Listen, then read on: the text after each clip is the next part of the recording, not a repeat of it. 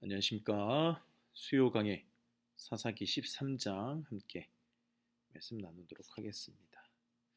오늘도 말씀을 읽으면서 오늘은 삼손입니다. 삼손의 태어난 것, 하나님께서 삼손을 어떻게 쓰시기로 결정하시는지 한번 이렇게 보도록 하죠. 1절입니다. 이스라엘 자손이 다시 여호와의 목전에 악을 행하였으므로 여호와께서 그들을 40년 동안 블레셋 사람의 손에 넘겨주시니라. 일단 배경이 40년 동안 이제 블레셋 사람의 손에 넘어가 있는 이스라엘의 배경이네요.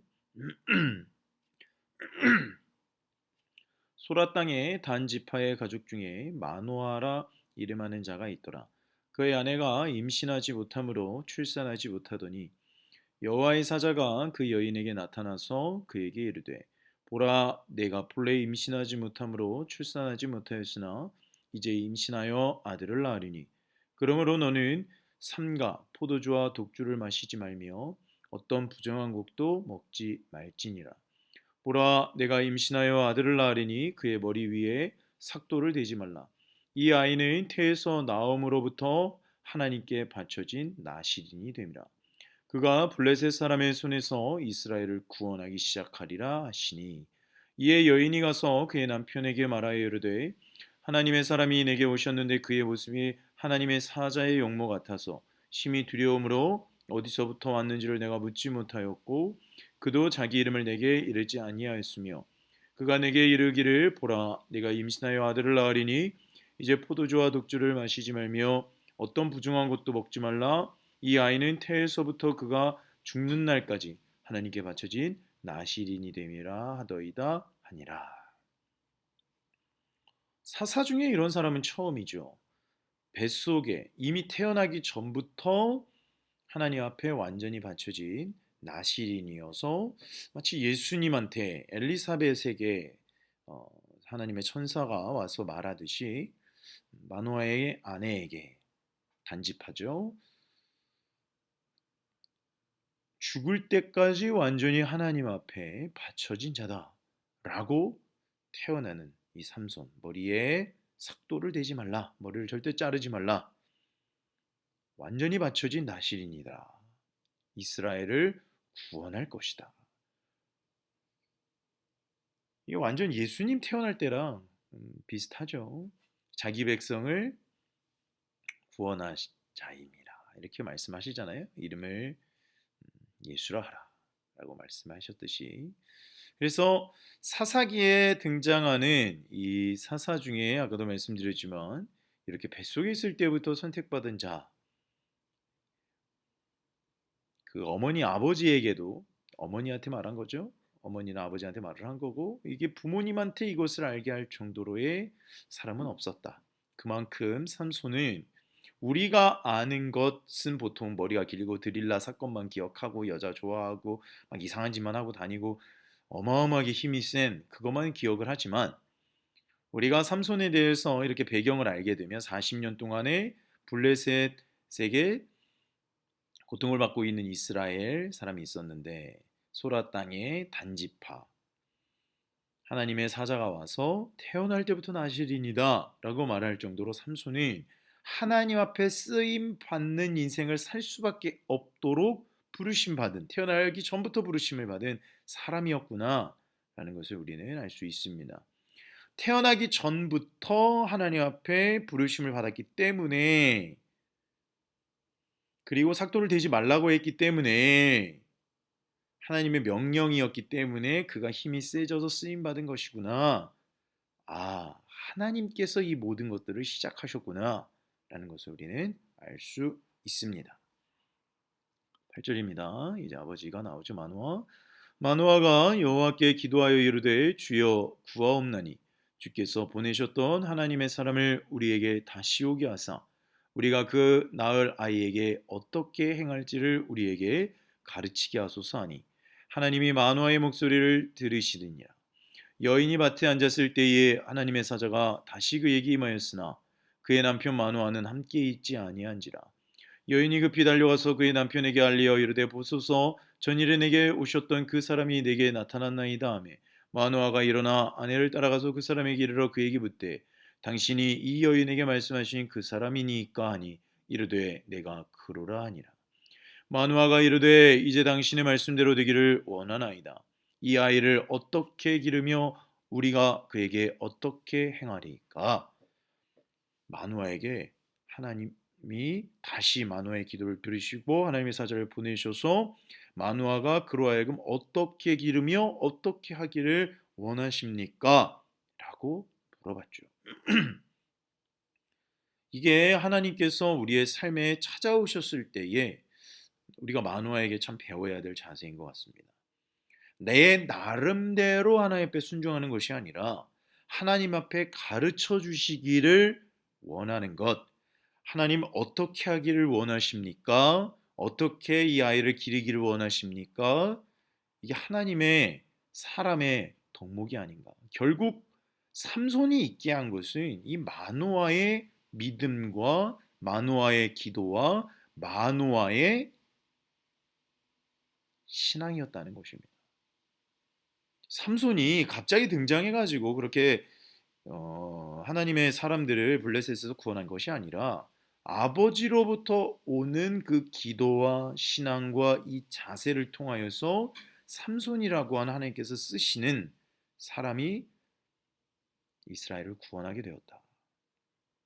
이것도 처음이죠. 아버지 때로부터 온 신앙을 결국 방황방탕하게 살던 삼손이 아들이 이어받은 것. 이것도 사사들 중에서는 아마 처음이죠.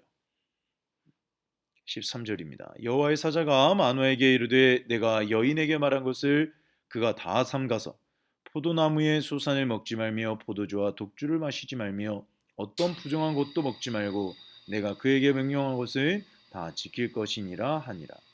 마누아가 여호와의 사자에게 말하되 구하옵나니 당신은 우리에게 머물러서 우리가 당신을 위하여 염소 새끼 하나를 준비하게 하소서하니 여호와의 사자가 마누아에게 이르되 내가 비록 나를 머물게 하나 내가 내 음식을 먹지 아니하리라. 번제를 준비하려거든 마땅히 여호와께 드릴지니라 하니 이는 그가 여호와의 사자인 줄을 마누아가 알지 못함이었더라.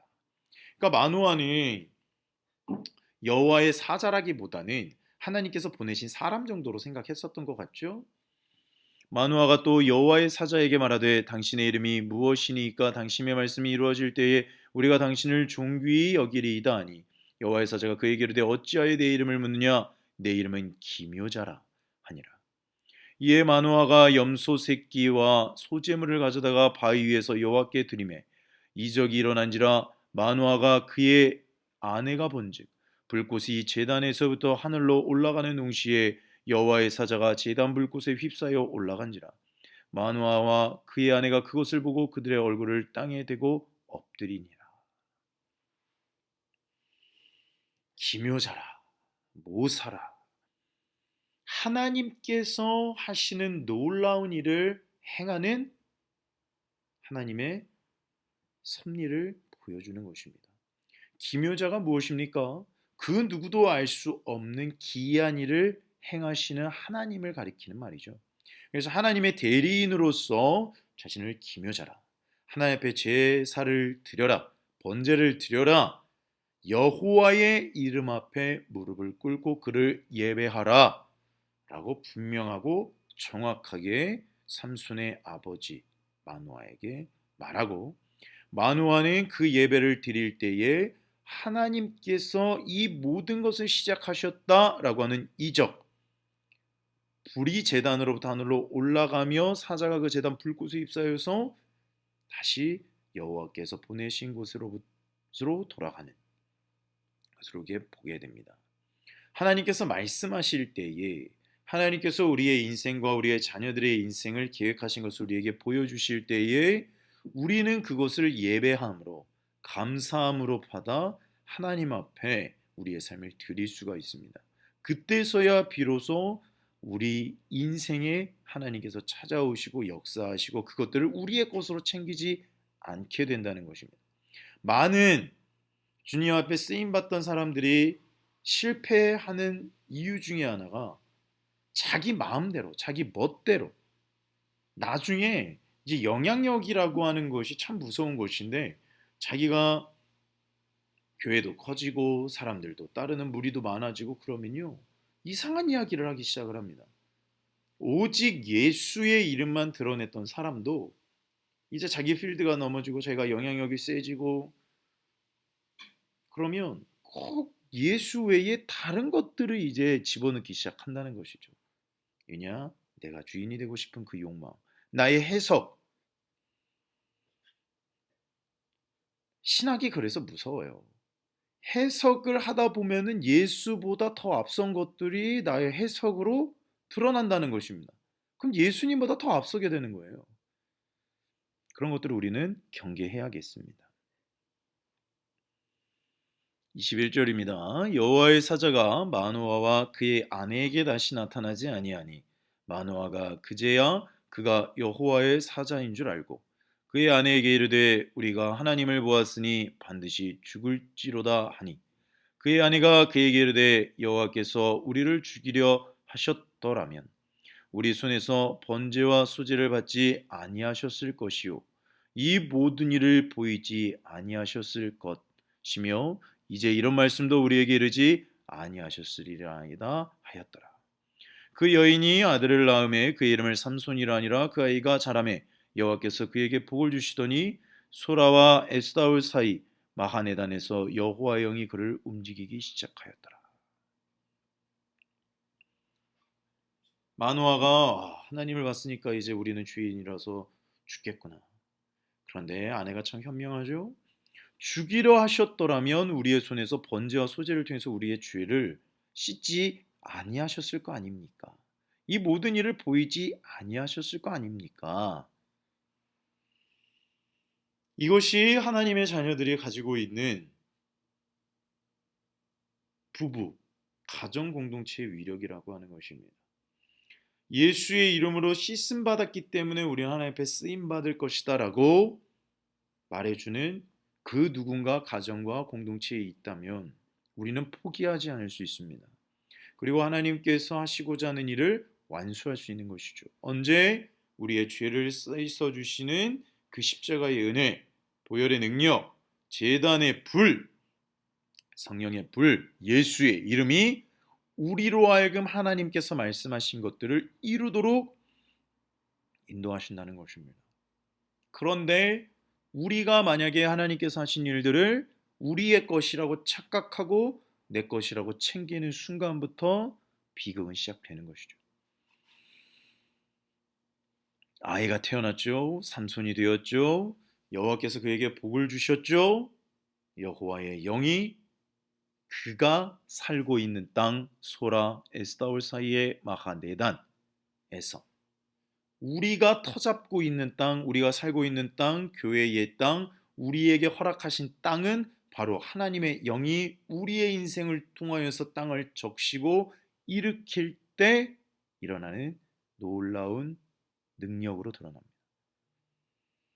삼손에게만 모든 초점이 주어져 있고 삼손의 힘, 삼손의 능력, 삼손이 마지막에 눈이 다 뽑혀가지고 사람들한테 조롱거리가 되면서 블레셋 제단을 무너뜨리는 것으로 쓰임을 받잖아요.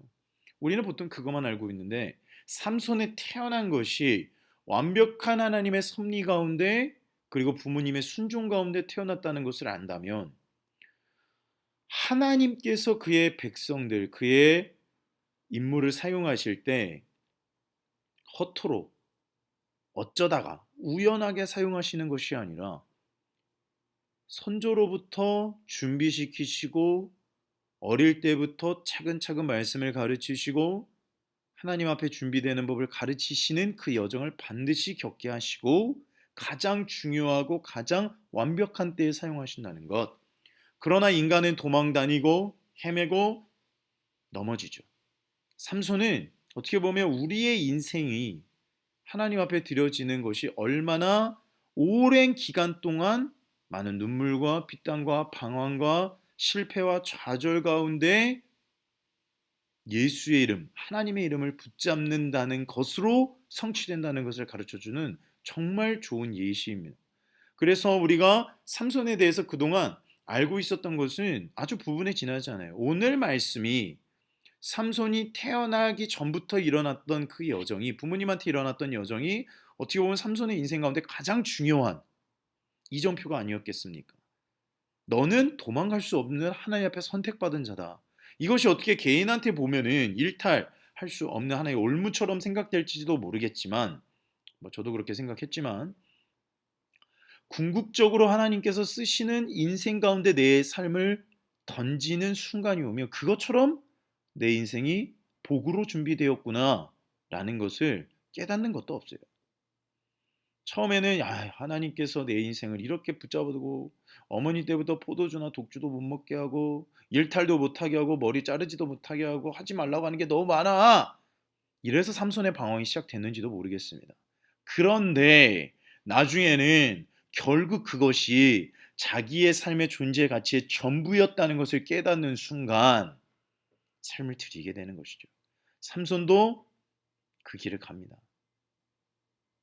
하나님으로부터 왔던 능력이, 머리카락으로부터 왔던 그 능력이 내 것이라고 주장하는 순간 모든 것들이 다 사라지고 눈도 뽑히고 소처럼 맷돌을 갈고 있는 그곳에서 모든 것들이 다 잃어버렸던 바로 그곳에서 하나님의 싹, 말씀의 싹, 능력의 싹들이 다시 일어나 삼손을 감격하게 하죠. 내가 하나님을 위해서 살아야겠구나. 나는 주께 드린 인생이구나.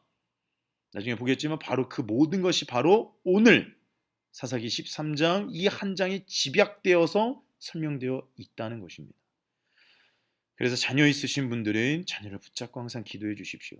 그리고 가정을 위해서 기도하시고 남편은 아내를 위해서, 아내는 남편을 위해서, 오늘 이 말씀은 부부 공동체와 이 가정에 하나님께서 왜 사람들을, 남편은 아내를, 아내는 남편을, 왜 부모님은 자녀를 이렇게 섬기도록 옆에 붙여주셨는지를 아주 잘 보여주는 장이에요. 그리고 하나님께서 기묘자로서 우리가 알 수 없는 일들을 행하실 때 그 모든 시작은 우리의 죄를 씻는 예배로부터 시작하고, 말씀을, 하늘로부터 오는 말씀으로 그 모든 것들이 시작하고, 그것을 성취하신 하나님의 능력을 보여준다는 것입니다. 그래서 사사기 13장은 구약에서 만나기 힘든 복음서와 같은 특징을 가지고 있습니다. 이게 엘리사벳이, 사가랴와 엘리사벳, 그리고 요셉과 마리아에게 일어난 일과 똑같잖아요. 이런 말씀이 나타나는 것이 흔치 않습니다. 구약 말씀에. 그래서 오늘 말씀을 통하여서 하나님께서 부부와 가정을 통하여서 다음 세대를 이끌어가고 나라와 민족을 살리는 세대를 가정으로부터 시작하셨구나. 그 모든 것도 하늘로부터 주어진 말씀으로 시작하셨구나 라는 것을 우리가 분명히 붙잡아야겠습니다. 지금 고난주간 가운데 우리가 말씀을 보면서 계속 전진하고, 우리가 이 고난주간 가운데서도 말씀으로 승리할 수 있는 것은 바로 무엇이다? 살아계신 아버지 하나님께서 보내주신 예수 그리스도께서 가신 그 길을 우리가 더듬어 가고 있는 주간 아니겠습니까? 1년에 한 번 그 시간 속에서 삼손도 한번 묵상하시면서 이 마노아와 그의 아내의 모습을 보면서 순종의 가정에서 믿음의 용사들이 일어나는구나 라는 것을 꼭 기억하시고 붙잡으시면서 나아갔으면 좋겠습니다. 기도하겠습니다. 하나님, 엉망진창이 이스라엘 백성 중에서도 마노아와 그의 아내를 통하여서 삼손이라고 하는 사사를 태어나기 전부터 준비하신 주님의 그 놀라운 섭리를 보았습니다. 아버지, 우리는 그동안 삼손이 갑자기 등장한 힘센 사람이라고 생각을 했지만 알고 보니 세례 요한처럼, 예수님처럼 철저하게 하늘로부터 가정, 부부, 자녀에 이르기까지 말씀이 그 부부라고 하는 가정 공동체에 임하였고, 자녀의 선물을 하나님께서 가르쳐 주신 나신이로서의 복을 통하여서 얻게 되었고, 이 가정을 통하여서 이스라엘 전체가 삼손이라고 하는 리더십을 얻게 되었고, 그것을 통해서 구원받는 여정을 시작하신 주님을 찬양합니다. 우리의 가정들도 이렇게 나라와 민족을 살리는 다음 세대를 일으키는 가정으로 말씀으로 예배로 능력으로 성령의 능력으로 준비될 수 있도록 주여 우리가 그런 꿈을 꿀 수 있도록 인도하여 주시옵소서. 감사하며 예수 그리스도의 이름으로 기도하였습니다. 아멘. 고난 주간에는 참 날씨도 우리를 쉽지 않게 하는 것 같습니다. 그러나 우리는 말씀으로 능력으로 주님을 예배하면서 승리할 수 있죠. 오늘도 승리하시고 하루 마무리 잘 하셨으면 좋겠습니다. 감사합니다.